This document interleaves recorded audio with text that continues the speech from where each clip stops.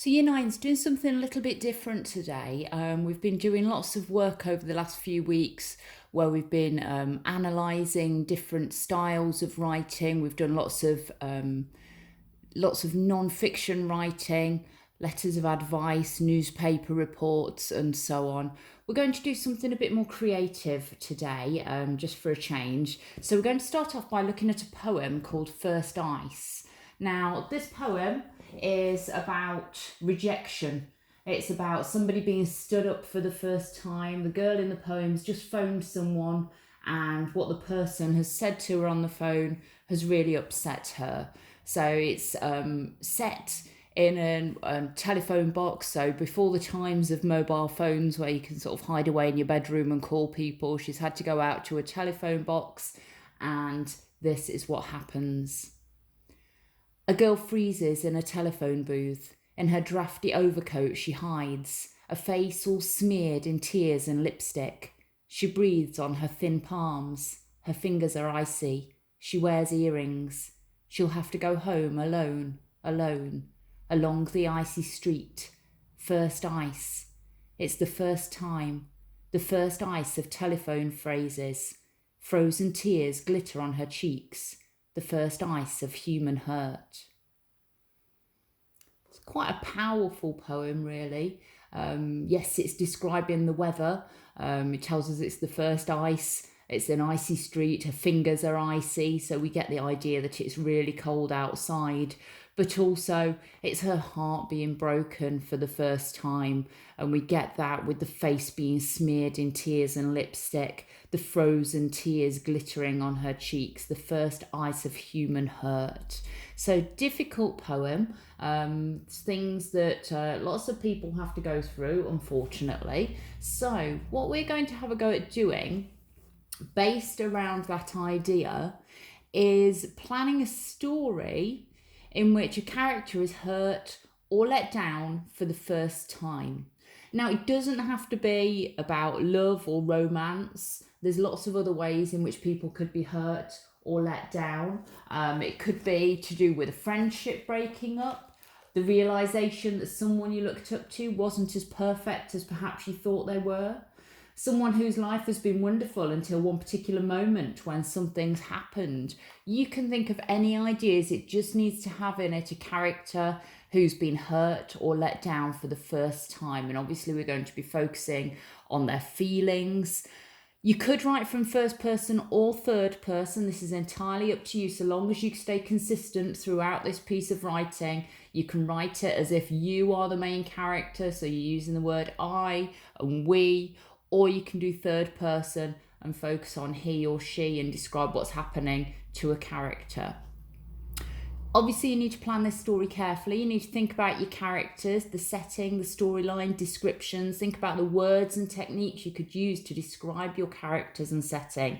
Think about how in that poem they've used the weather to link with how the girl is actually feeling. So they've used pathetic fallacy there to shadow the emotions that the girl's going through.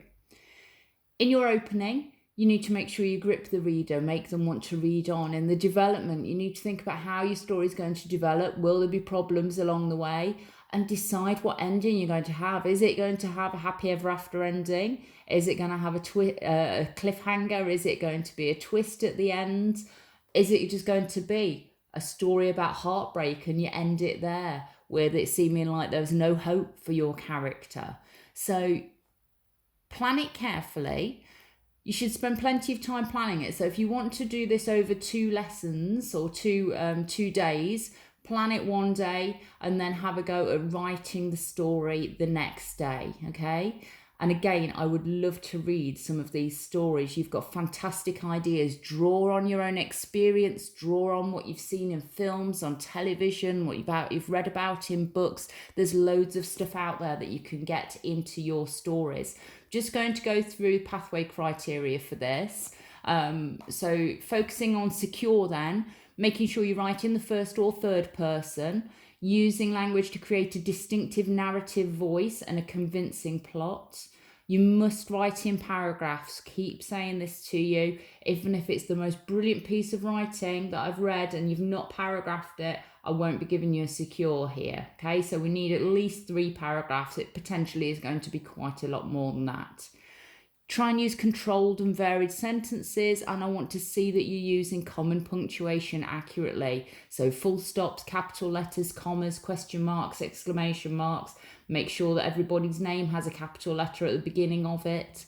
For exceeding, using language and punctuation to capture the personality of the narrator.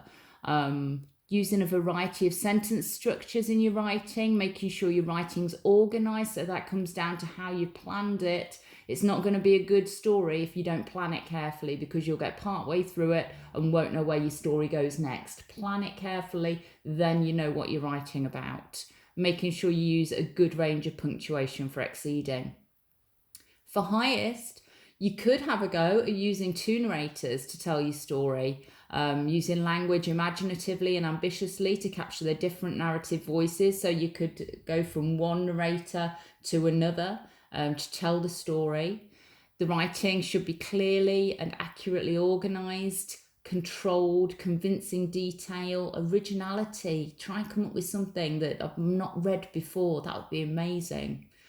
Using complex punctuation accurately, so I'd like to see some colons and semicolons in there. We went over this in quite a lot of detail at the beginning of the year. The more you use colons and semicolons, the easier they become. Don't be scared of them. Have a go. Make sure you use speech punctuation correctly as well. If you're unsure about any of the punctuations, have a look at some of the lessons that are posted on YouTube over the Easter holidays. They're all on there. Use a variety of sentence lengths and styles for effect, and using a variety of sentence openings, okay? So don't just start every sentence in the same way. Let's have this really, really fantastic piece of writing that you're going to write for me. As I always say, with every piece of work you do, it would be great to read some of these stories. I'd love to see what you're doing. So take a photo of them, email them to me, and I will get some feedback to you. So spend a couple of days on this, 1 day planning, 1 day writing, and then send me something that you're really proud of. Okay, well done, off you go.